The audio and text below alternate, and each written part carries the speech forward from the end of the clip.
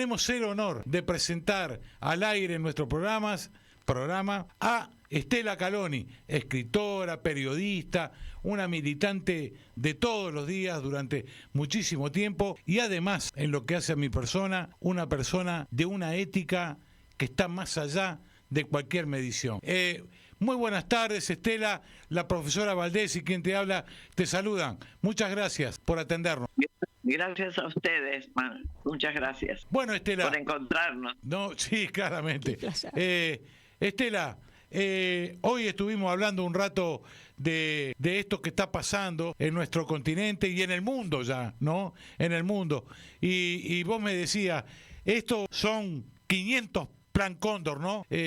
Hablemos de esto un rato. ¿Cómo estás viendo tú la cosa? Bueno, imagínate que estamos viendo, de hecho, está produciéndose un enorme cambio en el mundo, que por supuesto los cambios de esta naturaleza que nos provocan inmensa inquietud dado la cantidad de armas nucleares acumuladas, que sabemos perfectamente que si se declarara una guerra típica, diríamos, estaríamos ante la posibilidad de la desaparición del mundo, es así, de la vida.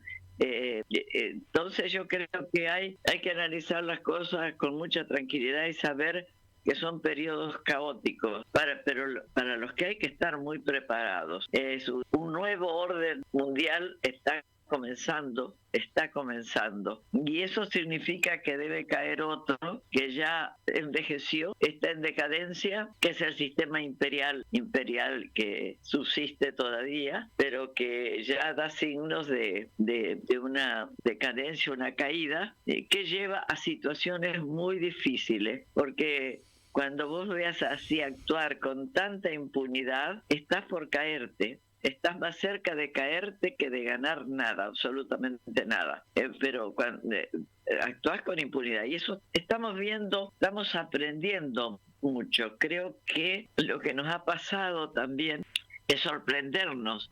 Debo decirte que leyendo los discursos del comandante Fidel Castro, Ruz, todos estos días, viendo las anticipaciones, que no eran anticipaciones de un profeta, de un chamán, sino de alguien que estudia la situación día por día, y va viendo hacia el futuro. Las prevenciones que se hicieron fueron tan notables como publicás una frase de esas, por eso la universalidad que tiene como dirigente, que tuvo como un dirigente que sigue existiendo, porque vas mirando su discurso y decís, bueno, para esto me tengo que preparar en este momento, para el otro. Bueno, eso nos está pasando. Por supuesto repercute, todos estamos envueltos en ese halo medio caótico, todo el mundo. Pero claro, nosotros estamos aquí en América Latina con una situación muy dura, porque por supuesto cuando estás perdiendo terreno en algunos países del mundo, ¿qué es lo que tiene más cerca, por ejemplo, la potencia más grande sería Estados Unidos? ¿Qué es lo que tiene más cerca sino un territorio que desde el año 1823 con la doctrina Monroe se constituyó como que iba a ser su propio territorio, es decir, América, en este sentido falaba poner del sur, para los americanos del norte, es decir, para quedar bajo su administración y su égida. Entonces nosotros estamos aquí sufriendo una especie de guerra encubierta, como también dictaduras encubiertas, ¿no? Dictaduras malamente encubiertas. Un ejemplo te lo doy en Ecuador, para que no traerlo acá, pero después lo traemos acá y es lo mismo. El Ecuador cuando allí se vio el imperio, vamos a llamar las cosas por su nombre, el que quiere dominar por la fuerza y no por la razón, eso es un imperio, y bueno, por la fuerza nos imponían dictadura. De repente hubo un tiempo en que hubo un movimiento en América Latina siempre resistente, los 500 años contra el colonialismo español, estos 200, más de 200 años, más de 2 siglos que estamos viviendo nosotros bajo ese mismo paraguas agujereado ahora del poder imperial desde a fines del siglo XIX, cuando empezó la extensión que dimos inicio en realidad, un inicio a lo que iba a ser el imperio que iba a dominar a lo largo de este siglo XX. Entonces nosotros estamos viviendo ese momento, y cuando yo te digo que hay que tener mucho cuidado con cómo lo analizamos, porque ellos necesitan, por ejemplo, como nunca, eso que habían previsto en 1823 en la doctrina Monroe, habían previsto que tenía que regresar, porque a principios de este siglo XXI, ellos ya tenían analizado una cantidad de elementos nuevos que estaban surgiendo, por lo cual pensaban que sí tenían que volver a rescatar a toda América Latina, pero para tener un control directo y efectivo. Es decir, todos los países de América Latina bajo su control directo y efectivo. Bueno, de eso se trata, y como han sucedido tantas cosas, las nuevas tecnologías, el poder inmenso que han tenido, pero como surgieron estas potencias, como si se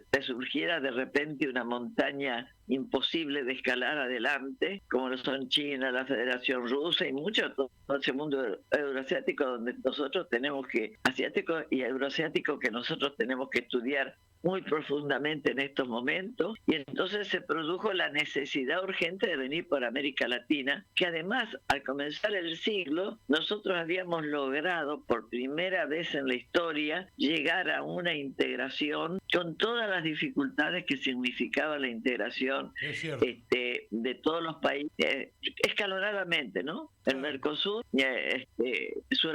la UNASUR y después la CELAC.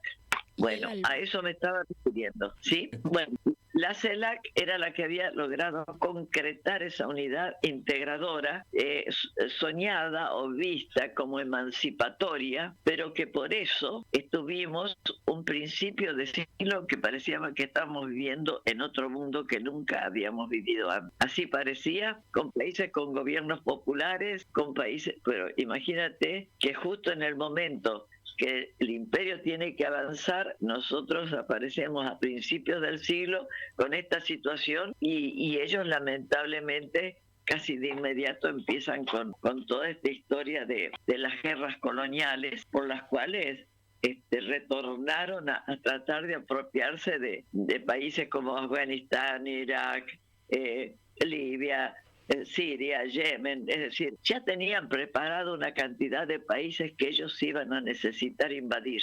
Así, listo y llanamente, te lo dicen.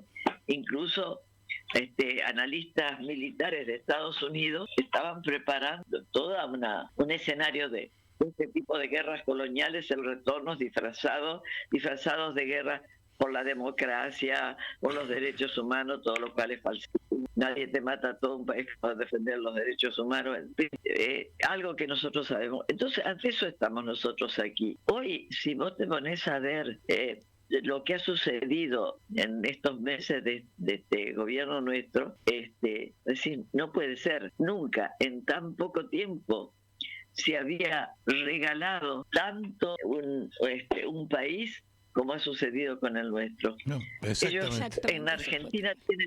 No, te digo una cosa más y después empezamos con preguntas, pero yo una cosa más. Ellos habían pensado, pero fíjate que si las formas nuevas de ingresar a los países, aparentemente sin armas y sin tanquetas, sin nada, porque aunque sí tienen bases en todas partes, porque eso sí lo estamos viendo, bases militares, pero que ellos podían dominar si infiltraban a las estructuras judiciales, manejar las estructuras judiciales, si es posible.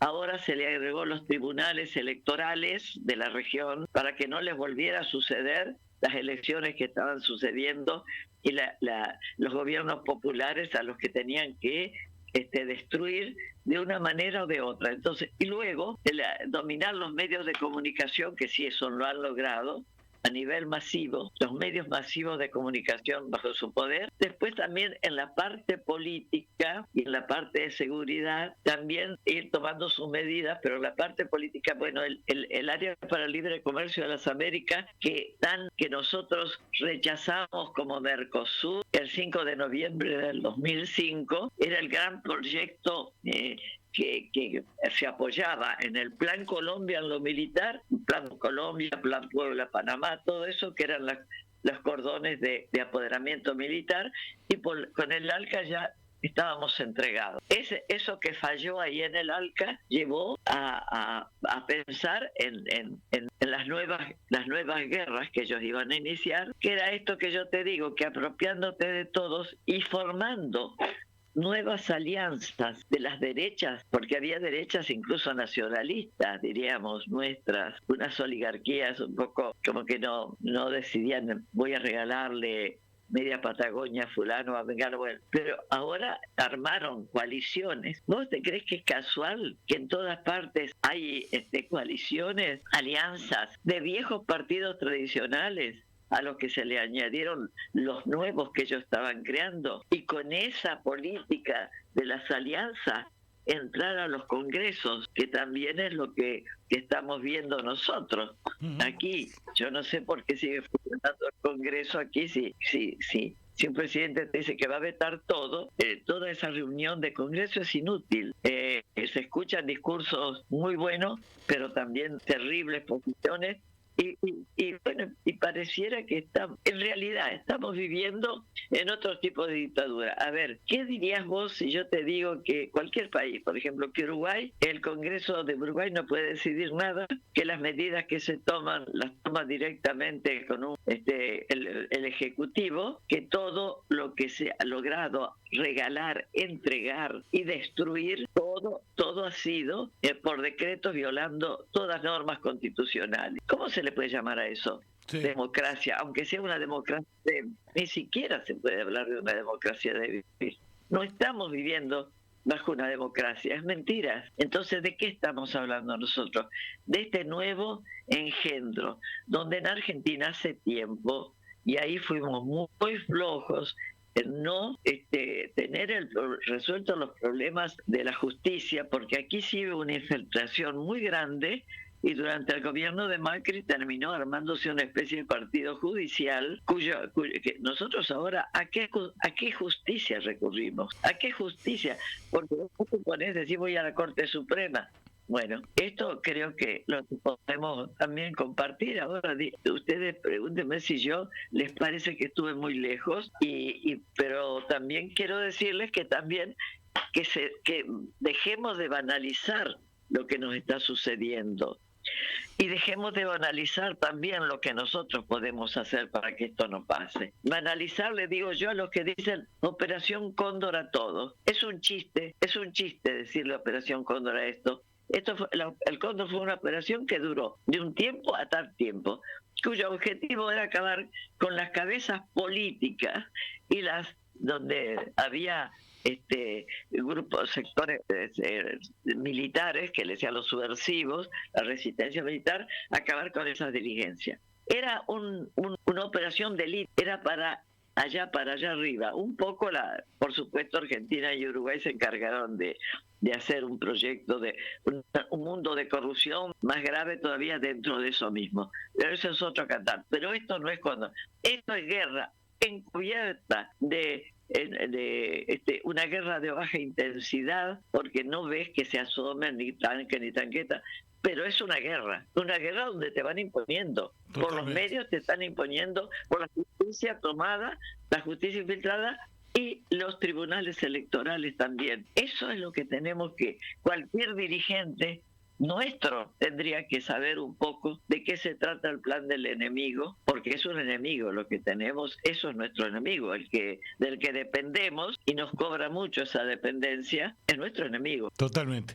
Valdés. En realidad, ¿te parece que lo que está planteando ahora con el fin del gobierno de Biden y esta ayuda nueva, esta renovación de la ayuda a Ucrania, que va mucho más allá de las guerras de colores o de las revoluciones de colores, que directamente lo que tratan de hacer es usar misiles de largo alcance y nucleares para contra Rusia? ¿Te parece que esto puede desembocar en una nueva guerra mundial, en una tercera guerra mundial, o es solamente una especie de demostración banal de fuerza por parte de Biden y por parte de la OTAN? Sí, es claro, mira, lo que pasa es que ellos a ellos tenían el proyecto muy bien armado, con el alineamiento de la OTAN en todas las fronteras, porque cuando Rusia decide dar ese paso adelante, era porque ya tenían todo, la inteligencia rusa tenía todos los datos de las fuerzas de la OTAN que ya estaban armándose en todas partes, en todos los países cercanos a Rusia, estaban rodeando de bases militares a Rusia, pero la más grave, allí que está a muy corto espacio para arrojar misiles y todo, fue Ucrania. Entonces es la OTAN. Nosotros tenemos otra cosa. ¿Qué sabíamos de la OTAN? ¿Ustedes creen, Silvia, Manuel, ustedes creen que hay mucha gente que saben que la OTAN tiene un ejército secreto de mercenarios que son los que entran primero? Por eso entraron mercenarios a Libia, mercenarios a Siria, mercenarios a Afganistán, tenían algunos propios ahí adentro que, bueno, los utilizaron, y mercenarios en Yemen. En todas partes están los mercenarios entrando. Eso nos queda muy bien para después hablar de los mercenarios que se están creando aquí. Pero bueno, lo que yo te quiero decir es que, claro, lo que están tratando de evitar es una guerra. Creo que Biden se ha jugado. Biden debería estar preso con su hijo, que ha sido el que ganó millones y millones de dólares en Ucrania. Exacto. Sí, sí. Eso no lo sabe la gente. Eso no lo sabe nada. Es un delincuente. Es un delincuente.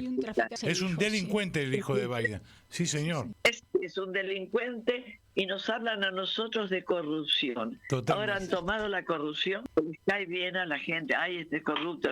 Los corruptos. El corrupto presidente actual de Argentina, que recibía dineros que cobraba en dólares por un cargo a los que iban a estar, que lo denunció gente desde adentro de ellos. Ya nadie se acuerda de esas cosas. Esa corrupción que hace que se hagan esas comidas de miles y miles de dólares, que se diga que no hay plata cuando saben de dónde vino la deuda, quién la tuvo. Bueno, eso es corrupción, pero quieren decir que los mercados populares son un ejemplo de la corrupción. Los comedores populares. ¿Te das cuenta cómo trabaja esa guerra psicológica de baja intensidad? Dejemos de llamarla UFAR, porque el pueblo no sabe que es una UFAR. No. Es esto, que la justicia está usando para hacer golpes de Estado, para parar las dictaduras de nuevo tipo que van surgiendo, y que también los medios, en todos los casos, son un arma de guerra. Los medios, bajo su control, son el arma de guerra más importante para utilizarla para desconcientizar a la población. Y como tienen tantos canales diseminados por todo nuestro país, acá Argentina hoy es un modelo de un país importante, geoestratégicamente ubicado, que ha sido, fíjate cómo ha sido invadido lentamente. Tan lentamente que el embajador argentino, Stanley, el que vino ahora, que decían que Argentina era un ómnibus que se iba a estrellar, todas esas historias, pero que nadie lo rechazó como hubiera debido ser, porque no tenía ningún derecho a decir a alguien que va a venir de embajador, decir estas cosas de nuestro país. Bueno, cuando llegó dijo, vengo a ayudar a la justicia. Sus antecesores trabajaron activamente y han llevado muchísimos jueces que están aquí, los han llevado a pasear invitados ahí a Nueva York, a Washington, después a dar charlas en las universidades, a pagar. Mirá, si ustedes tienen un tiempo, llámenlo a Carl Felix Kraus, que con el que coincidimos una vez que yo tenía aquí en curso, tengo los documentos de cómo se pensó avanzar sobre América Latina y donde no pudieran usar la fuerza, pero resulta que en América Latina, como estamos tan acostumbrados a resistir tantas dictaduras, acá hay un espíritu de resistencia. Entonces, además de eso, no lo pueden hacer sin violencia. Por ahí, en una revolución de colores, por ahí podrían pasar, pero nosotros no somos Europa. Claro, no, hay una cosa que yo quisiera puntualizar, Estela, y que nosotros coincidimos plenamente con lo que vos planteás, que estamos en una guerra. La comunicación es parte de esa guerra y parte importante. Es muy cierto lo que vos decís.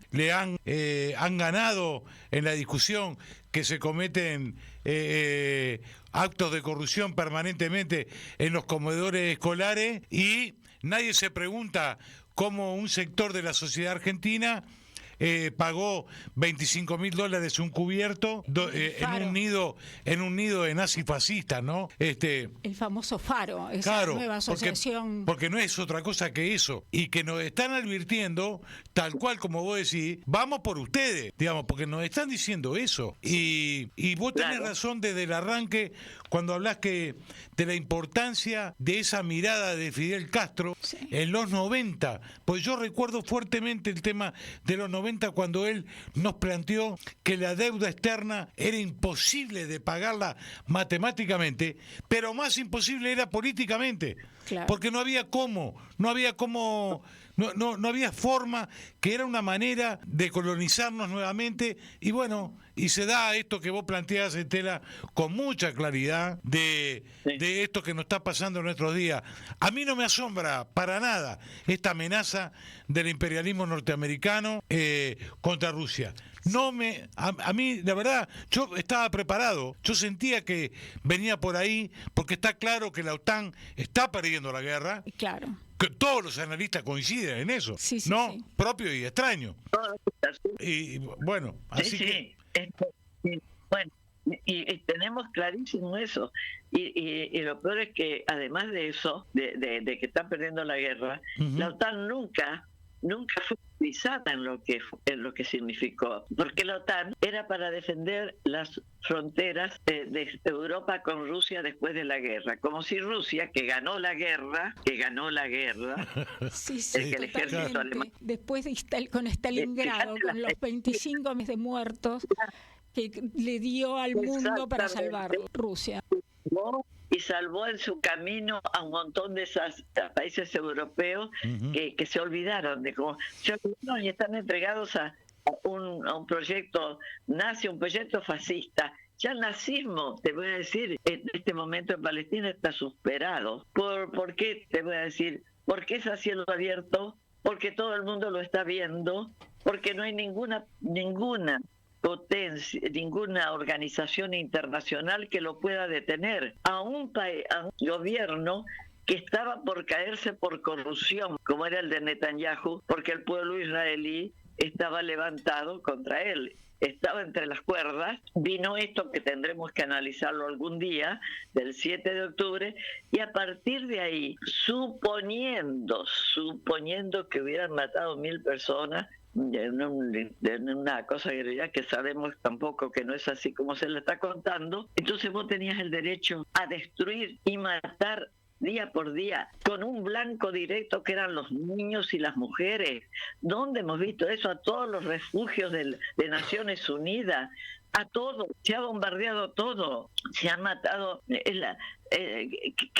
Cuando vos decís es un blanco a los niños y lo demostrás, y lo ven en la televisión. Claro. El mundo no hace nada. Bueno, nosotros que estamos en vías de que nos pueda pasar lo mismo a cualquier país de nuestra América, tenemos que, por favor, que informarnos, exigir que nos den una información internacional veraz, nosotros están violando las reglas del periodismo. Un mercenario de la prensa no es periodista. Totalmente. El periodista, los pueblos tienen derecho a la información veraz. Nunca hemos luchado porque este derecho sea respetado.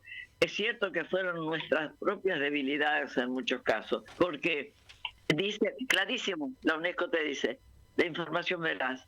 Si la información no es veraz, no es información. Punto. Entonces, todo aquel que es vocero político, que te impone una guerra, tiene que ser juzgado como se hizo en un tribunal, que por supuesto era un tribunal que se armó en Canadá sobre Ruanda, sobre la guerra en Ruanda, donde en el tribunal condenaron con la misma pena capital a los militares y a los franceses, a los que estaban allí dirigiendo toda esa matanza brutal que se hizo entre Hutíes y Tutsis.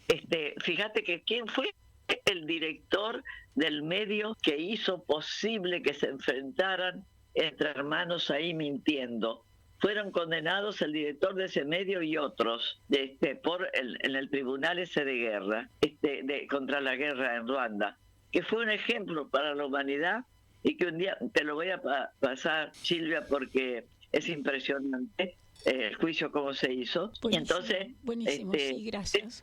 Nosotros tenemos que saber la verdad. Punto. Tenemos que saber la verdad. Y la verdad hasta ahora sigue ocultada, y la política internacional, los mensajes que nosotros recibimos a veces en los medios cercanos, que también hay que decirlo, ¿por qué todos tienen tanto miedo?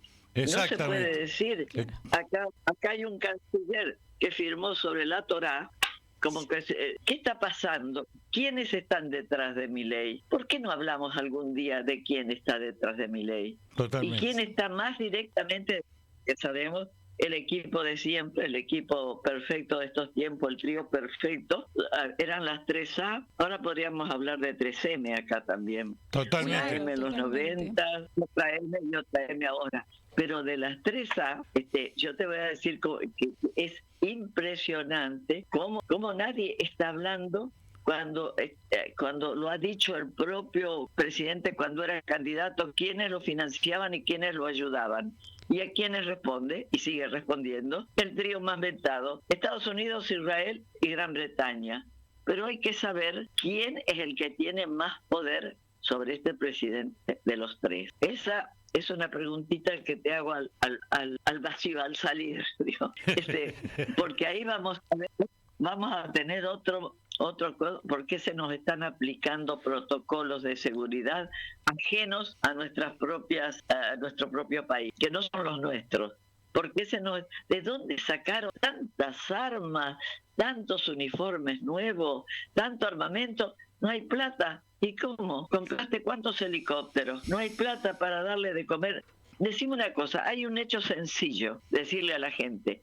¿Cuál es la razón de que Petovelo tenga los alimentos, las toneladas de alimentos que eran para los comedores populares, y no haya un juez que haya ido tirado abajo con la policía el portón y sacando ese alimento que no les pertenece a ellos? Claro. Y estas cosas que no se dicen, si vos le dijeras, dirigiéndote a la población, en realidad con lo que pudieras con un megáfono y todo, le dijeras punto por punto lo que te han robado en este año, lo que te han entregado de la patria en este año, la situación sería otra.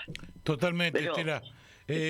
Es mucho, nos vamos a quedar cortos de tiempo, siempre es muy agradable conversar contigo, además no por la formación solo, sino que son muy dinámica y muy honesta, y la ética, eso que vos decís a nosotros con Silvia, con Rapo y con Pela Cardarelli, nos molesta sobremanera a aquellos periodistas que se la juegan de progre, pero cuando se tienen que hacer referencia a aquellas organizaciones que resisten la invasión de Israel en el Medio Oriente, dicen la organización terrorista del Hamas, ¿no? Ya la están condenando antes de dar cualquier tipo de información. Ya están cejados esa gente, pero es como decís vos, son mercenarios, no son periodistas. Que no, sí, nunca los has oído hablar de los muertos, pero es que la Corte, la Justicia Penal Internacional haya condenado como criminal de guerra y que está pedida su detención, pero nadie se mueve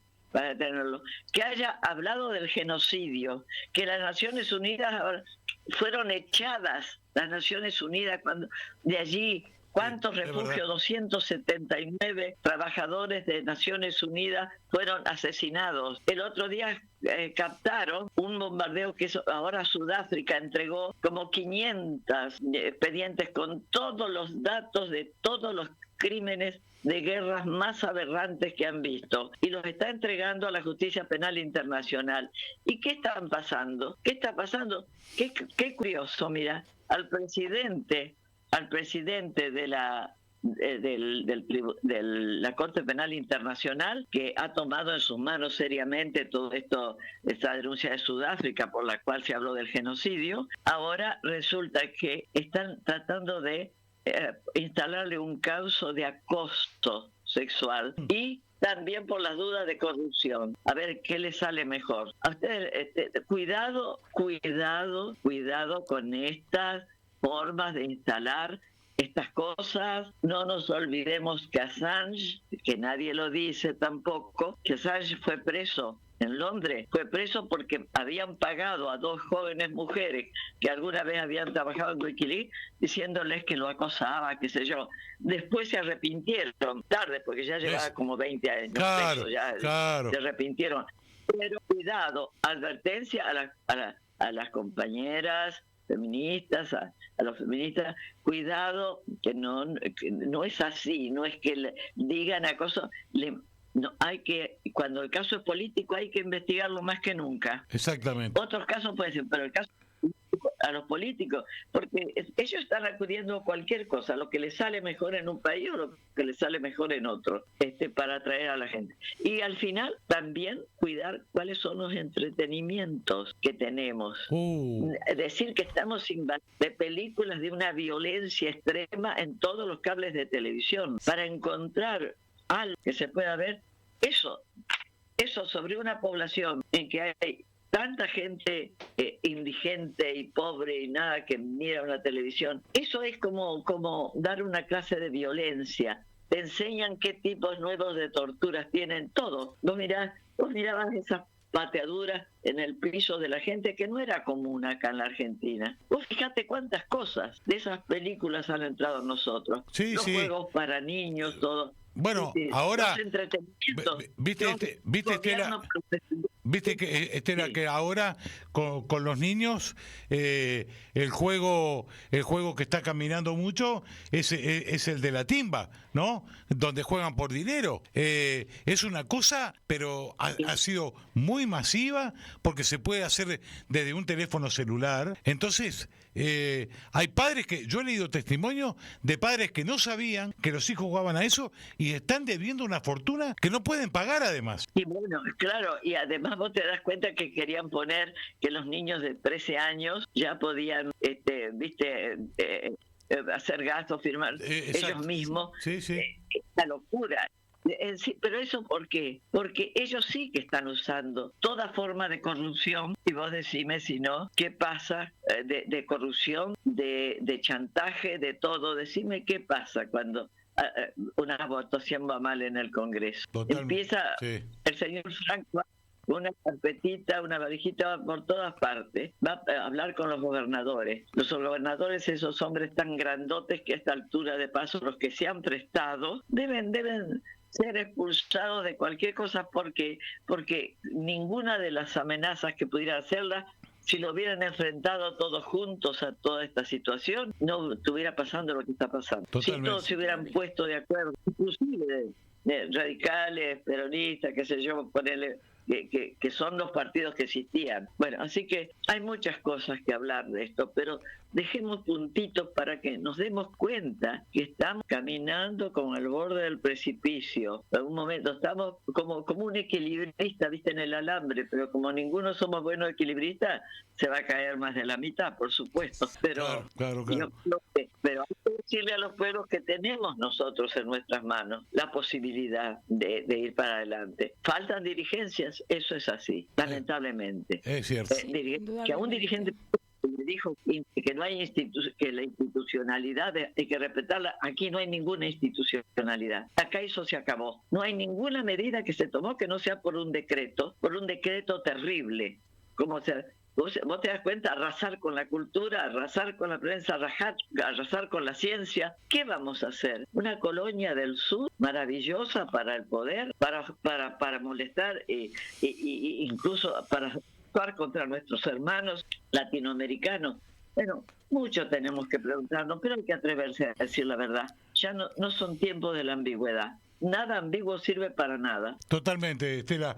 Mira, te queremos agradecer muchísimo por este rato que has compartido con nosotros. Ojalá que la gente haya escuchado mucho. Nosotros lo vamos a repicar en nuestras redes. Como siempre, por lo menos yo me siento muy bien que haya salido con nosotros. Estamos cumpliendo 8 años en nuestra 8ª temporada, acá con la profesora Valdés y la Rapo. Así que muchísimas gracias, Estela, por la claridad y por tu entrega de siempre, Valdés. Sí, como siempre, Estela, una maravilla, toda tu docencia periodística y tu altura intelectual deslumbrante. Muchas gracias. Queridos, a ustedes felicitaciones por estar ahí, que es lo que hace falta, muchos como ustedes, a diario. Muchas gracias, Estela. Un abrazo enorme.